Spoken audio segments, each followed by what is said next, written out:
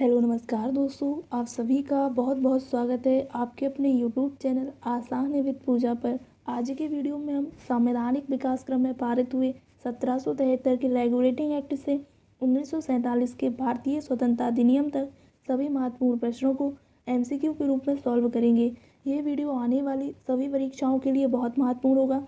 इस वीडियो में हमने पिछले वर्षों के प्रश्नों के साथ संभावित प्रश्न भी ऐड किए हैं, तो इस वीडियो को पूरा ज़रूर देखिए, सभी परीक्षाओं के लिए बहुत महत्वपूर्ण होगा। हमारा पहला प्रश्न है, निम्नलिखित में से किस अधिनियम में कोलकाता में सर्वोच्च न्यायालय की स्थापना का प्रावधान किया गया था? तो इसका सही आंसर ऑप्शन ए है, रेगुलेटिंग एक्ट 1773। रेगुलेटिंग एक्ट 1773 के द्वारा कोलकाता में सर्वोच्च न्यायालय की स्थापना 1774 में की गई थी। इसमें एक मुख्य न्यायाधीश और 3 अन्य न्यायाधीश थे। जो पहले मुख्य न्यायाधीश थे वो थे एलिजा एम्पे और अन्य न्यायाधीश थे चैम्बर्स, लिमिस्टर और हाइट्स। हमारा सेकंड प्रश्न है, बंगाल का प्रथम गवर्नर जनरल किसे नियुक्त किया गया? तो इसका सही आंसर है option A, Warren Hastings. Company के राजनीतिक और व्यापारिक कार्यों का पृथक्करण किस अधिनियम के द्वारा किया गया? तो इसका सही आंसर ऑप्शन बी है, Pitt's India act 1784। Pitt's India act 1784 के द्वारा ईस्ट इंडिया कंपनी के राजनीतिक और व्यापारिक कार्यों को अलग अलग कर दिया गया था। राजनीतिक कार्यों के लिए बोर्ड ऑफ कंट्रोल यानी नियंत्रक मंडल और व्यापारिक मामलों के लिए बोर्ड ऑफ डायरेक्टर यानी निर्देशन मंडल की स्थापना करके कंपनी के कार्यों को पृथक कर दिया गया था। किस अधिनियम के तहत कोलकाता की सरकार को बंगाल, बिहार, उड़ीसा के लिए विधि बनाने का अधिकार प्रदान किया गया था? तो इसका सही आंसर ऑप्शन सी है, एक्ट ऑफ सेटलमेंट 1781। नियंत्रक मंडल यानी बीओसी बोर्ड ऑफ कंट्रोल के सदस्यों, कर्मचारियों के वेतन आदि को भारत के राजस्व से देने की व्यवस्था किस अधिनियम के द्वारा की गई? तो इसका सही आंसर है ऑप्शन डी, चार्टर अधिनियम 1793। दोस्तों, ईस्ट इंडिया कंपनी के शासनकाल में 4 चार्टर अधिनियम 20-20 वर्षों के अंतराल से पारित किए गए थे। पहला चार्टर अधिनियम पारित किया गया था 1793 में, दूसरा चार्टर अधिनियम पारित किया गया था 1813 में, तीसरा चार्टर अधिनियम 1833 में और चौथा चार्टर अधिनियम 1853 में। तो ये चार्टर अधिनियम याद रखें, इसमें जो भी प्रावधान है उससे रिलेटेड प्रश्न भी हमें यहाँ सॉल्व करना है। छठवां प्रश्न है, ईस्ट इंडिया कंपनी के भारत के साथ एकाधिकार को कब समाप्त किया गया था? तो इसका सही आंसर है ऑप्शन डी, चार्टर अधिनियम 1813। दोस्तों, ईस्ट इंडिया कंपनी के जो एकाधिकार व्यापार थे उसको चार्टर अधिनियम 1813 के द्वारा समाप्त कर दिया गया था। ईस्ट इंडिया कंपनी के भारत के साथ व्यापारिक अधिकार को कब पूर्णतः समाप्त किया गया? तो इसका सही आंसर है ऑप्शन डी, चार्टर अधिनियम 1833। 1833 में ईस्ट इंडिया कंपनी के पूर्णतः भारत के साथ व्यापार के अधिकार समाप्त कर दिए थे। इसके बाद ईस्ट इंडिया कंपनी का ब्रिटेन की तरफ से भारत पर शासन करने का कार्य था। बंगाल के गवर्नर जनरल का पद, इसका नाम बदलकर भारत का गवर्नर जनरल किस अधिनियम के तहत किया गया? तो इसका सही आंसर ऑप्शन डी है, चार्टर अधिनियम 1833। दास प्रथा को विधि विरुद्ध घोषित किस अधिनियम के द्वारा किया गया? तो इसका सही आंसर ऑप्शन डी है, चार्टर अधिनियम 1833। चार्टर अधिनियम 1833 के द्वारा दास प्रथा को विधि विरुद्ध घोषित किया गया और इसे पूर्णतः समाप्त या इसका पूर्णतः उन्मूलन किया गया था 1843 में। हमारा नेक्स्ट प्रश्न है, भारत के प्रथम गवर्नर जनरल कौन थे? तो भारत के प्रथम गवर्नर जनरल थे लॉर्ड विलियम बेटिंग। इसका सही आंसर ऑप्शन ए है, लॉर्ड विलियम बेटिंग। किस चार्टर एक्ट के द्वारा विधायी शक्तियों को कार्यपालिका शक्तियों यानी प्रशासनिक शक्तियों से पृथक करने की व्यवस्था की गई? तो इसका सही आंसर है ऑप्शन डी, चार्टर अधिनियम 1853। दोस्तों, जो हमारे भारत के नए गवर्नर जनरल बने हैं उनकी परिषद में ही विधायी शक्तियों को और प्रशासनिक शक्तियों को, कार्यपालिका या प्रशासनिक शक्तियों को अलग कर दिया गया था। जो गवर्नर जनरल थे उनकी विधायी परिषद में 6 परिषद जोड़े गए थे और इन 6 परिषद को जोड़ने के बाद कहा गया था कि यह भारतीय विधान परिषद है, तो इसका नाम भारतीय विधान परिषद दिया गया था। तो यहाँ से ये पॉइंट आप याद रखिए। नेक्स्ट प्रश्न है, विधि निर्माण हेतु भारतीय विधान परिषद की स्थापना किस चार्टर अधिनियम के द्वारा की गई? तो इसका सही आंसर है ऑप्शन डी, चार्टर अधिनियम 1853।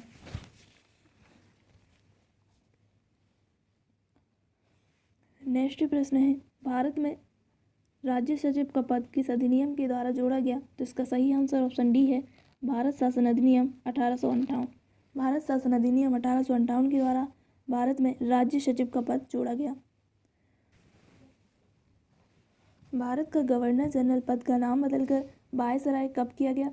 तो इसका सही आंसर ऑप्शन डी है, चार्टर अधिनियम 1858।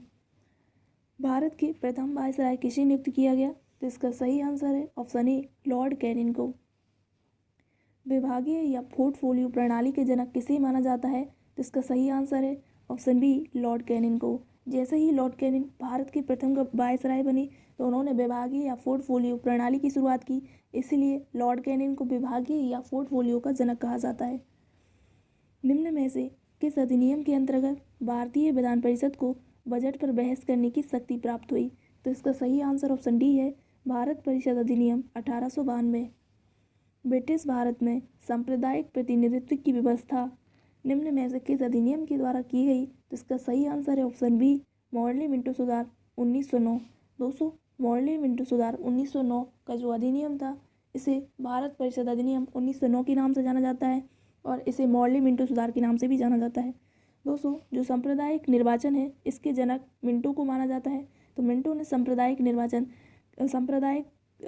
का शुरुआत किया था, इसीलिए सांप्रदायिक निर्वाचन के जनक मिंटो को माना जाता है। तो यहाँ से ये प्रश्न भी याद रखें, निम्न में से किस एक अधिनियम द्वारा भारत में संघीय विद्यालय की स्थापना की गई थी? तो इसका सही आंसर है ऑप्शन डी, इनमें से कोई नहीं। भारत में संघीय न्यायालय की स्थापना भारत सरकार अधिनियम 1935 के अंतर्गत की गई थी और संघीय न्यायालय की स्थापना 1 अक्टूबर 1937 में की गई थी। यानी अधिनियम पूछे तो 1935 और इसका सन यानी कब इसको स्थापित किया गया, तो इसका सन होगा 1937। भारत का संघीय न्यायालय निम्नलिखित में से किस वर्ष में स्थापित किया गया था? तो इसका सही आंसर ऑप्शन सी होगा, 1937। केंद्र में द्वैध शासन किस अधिनियम के अंतर्गत स्थापित किया गया था? तो इसका सही आंसर ऑप्शन डी होगा, भारत सरकार अधिनियम 1935।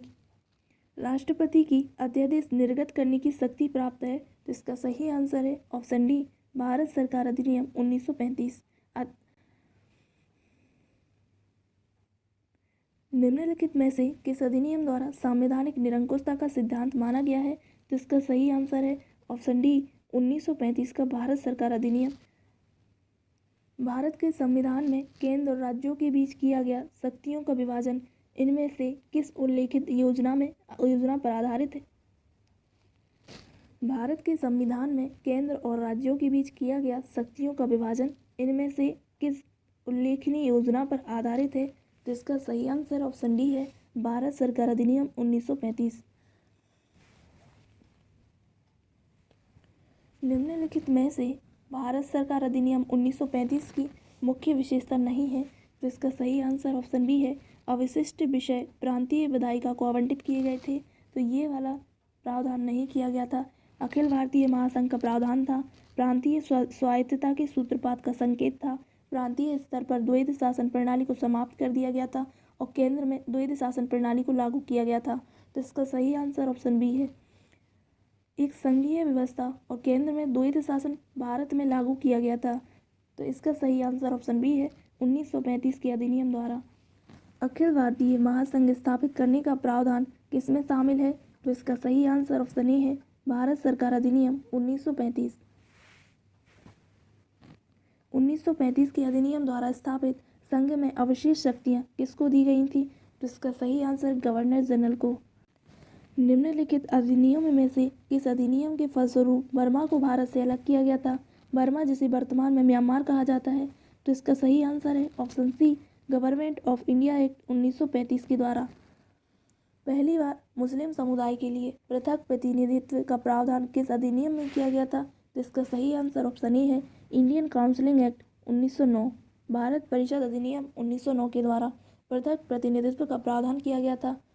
सांप्रदायिक निर्वाचन के जनक किसे कहा जाता है? तो इसका सही आंसर ऑप्शन सी है, लॉर्ड मिंटो को सांप्रदायिक निर्वाचन का जनक कहा जाता है। वायसराय की कार्यकारी परिषद के प्रथम भारतीय सदस्य कौन बने थे? तो इसका सही आंसर ऑप्शन सी है, सत्येंद्र नाथ सिन्हा। महिलाओं को पहली बार वोट देने का अधिकार किस अधिनियम के द्वारा मिला? तो इसका सही आंसर ऑप्शन सी है, भारत शासन अधिनियम 1919 के द्वारा महिलाओं को पहली बार वोट देने का अधिकार मिला। प्रांतों में द्वैध शासन प्रणाली का जनक कौन है? तो इसका सही आंसर ऑप्शन सी है, लियोनस कैटियस। महालेखा परीक्षक यानी कैग की नियुक्ति का प्रावधान किस अधिनियम में है? तो इसका सही आंसर है ऑप्शन बी, भारत शासन अधिनियम 1919। कैग की नियुक्ति का प्रावधान 1919 के अधिनियम में है, लेकिन पहली बार महालेखा परीक्षक कैग की नियुक्ति कौन कर सकता था? तो इसका सही आंसर होगा वायसराय, यानी वायसराय को अधिकार दिया गया था महालेखा परीक्षक की नियुक्ति का। किस अधिनियम को मॉन्टेग्यू चेम्सफोर्ड सुधार के नाम से जाना जाता है? तो इसका सही आंसर ऑप्शन ए है, भारत शासन अधिनियम 1919। मार्ले मिंटो सुधार के नाम से किस अधिनियम को जाना जाता है? तो इसका सही आंसर होगा भारत परिषद अधिनियम 1909।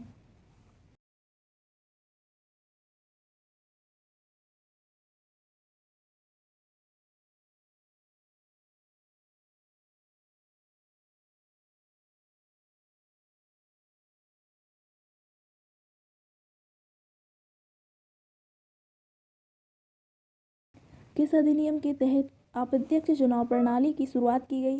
जिसका सही आंसर है ऑप्शन ए, भारत परिषद अधिनियम 1892 में। दोस्तों, ये हमारा आज का लास्ट प्रश्न है कि किस अधिनियम के तहत केंद्र और राज्य के बजट को अलग अलग कर दिया गया?